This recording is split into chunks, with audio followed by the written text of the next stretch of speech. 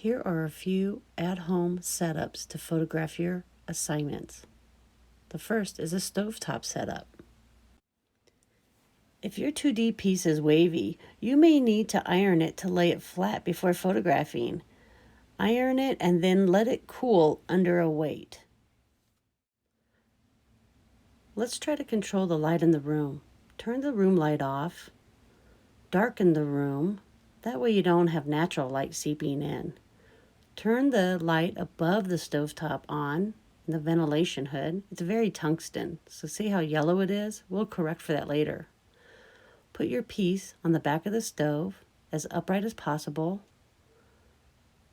Take a photo with your phone. Fill the frame as much as possible, but leave a little bit of room around the edges. We'll crop it later. Use your refrigerator to photograph your work. The magnets can lay your piece flat against the refrigerator door.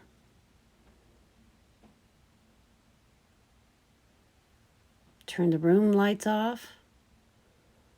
Close the blinds and find a lamp in your house that you can use as your lighting. You can place the lamp on top of a garbage can to get it to the right height. Notice how my shadow is not in the way of the art piece, and my camera is parallel to the door. On an overcast day, try an outdoor setup. Using tape loops, you can mount your piece to a stiff board, or book, or clipboard in this case. That way it's nice and rigid and upright, laying flat so you can photograph your piece. Here's the image shot on my iPhone. Let's edit it in Snapseed. Open the app. You'll find your photo. Here's an image that needs a lot of editing before it can get turned into an assignment. The first thing I want to edit is the white balance.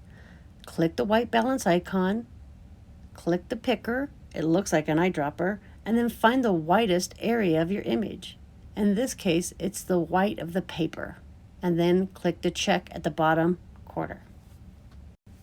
Next, I want to correct the perspective. When I shot it, it was a little angled. So I want to correct for that tilt and shift. It's also called keystoning. So take your finger and drag it to the right or left or up and down. Notice the grid on the screen. It'll help you figure out what's straight. And then click the check. Next, I want to crop out the background. Click the crop icon and go to free. And then drag the sides until just your image is in the cropped area. That way we don't see the table, the refrigerator, the outside wall that you shot it on. You can straighten the image by clicking rotate.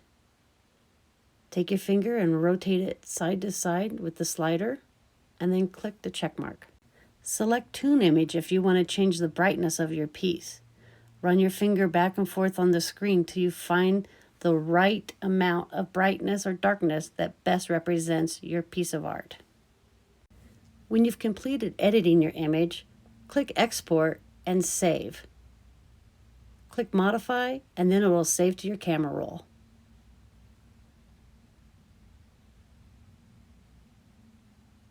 Here's the finished piece.